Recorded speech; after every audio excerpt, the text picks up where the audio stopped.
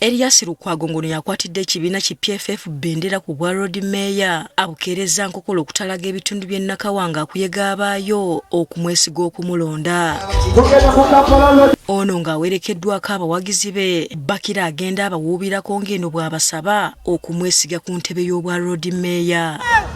Lukwago tabadde yekka, abadde n'abakulembeze abalala abeegwanyiza eky'obubaka bwa Paalamenti, bakkansala n'abalala. Michael Kabaziguluka ngono yavuganya ku ky'omubaka wa Nakawa East atubuulidde nti ekisinze okuleeta Lukwago e Nakawa kwe kuwuliriza ensonga eziruma abantu baayo. Naddala mu kitundu kye tugenda okubeeramu balina ekizibu ky'emyala, balina ekizibu kya nnema because ekitundu ekisinga kiri mu kitundu ekiyitibwa Entobazi. Waliwo ensonga za UNRA, leerwe n'ebirala aba standard gauge be affecting abantu bangi mu kitundu ekyo. So ensonga ezo tusuubira nti abatuuze olwaleero bagenda kuzanjulira abakulembeze. Ekinzija okujja okuwagira Elias Lukwago nzija kumusasula. Abatuuze bange Nema yali batwala batewala kye beekuteko.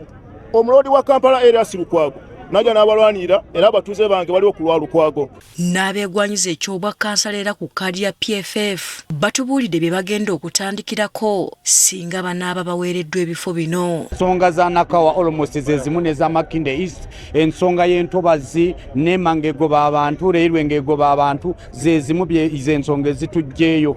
Yo eriko bulungi mu mbeera y'ebyobulamu naye from Makinde East gye tuva tuyina grade 3 ye ekisugu twagala tukya uplifting etuka at least ku grade 4. Bano beeyongedde ku kisaawe kya Kampala Road mu Butabika gye basisinkanidde abawagizi baabwe.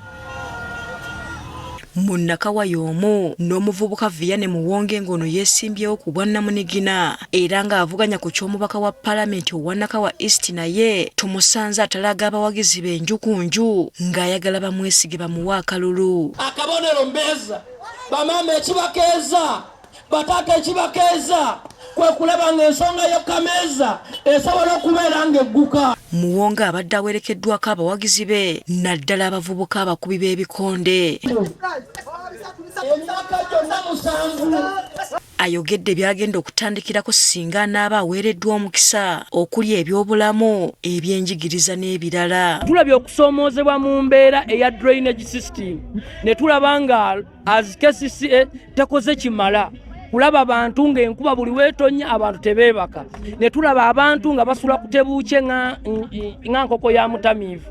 Ebintu ebyo bwe tubirabe ate kisingira ddala okubeera ekikulu ebyobulamu bw'otunuulira ebyobulamu byaffe, ebyobulamu tebisobola kubeera bulungi kasita tubeera nga kyewandiise sanitation, kasita tubeera nga KCCA tekoze mulimu gwayo gumala. Ate mu Lubaga South Julius Katongole ngono yeegwanyiza ekyobwa kansala naye tumusanze atalaga nju ku nju abawagizi basobole okumwesiga mu kalulu akajja.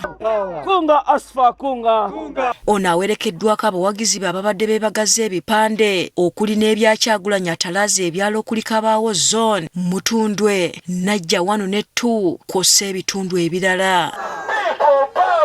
Katongole mu kwogera kwe yeekokkola omwala gwa Nalukolongo Channel gwagamba nti gumazeewo abantu ba Lubaga South. Giringa myala maama ewaka asobola okubeerawo agenda okutuuka ewaka ng'obuleega bwagenze. Maama agenda okudda ewaka ng'omufaliso gwagenze. Abaana twakafiirwa abantu abawera 6 nga Nalukolongo Channel ebatta. We tuviiridde mu Lubaga nga bano bakyagenda mu maaso n'okukuyega abawagizi baabwe. Hasfa Navuma, Agafeeyo ku Spark TV.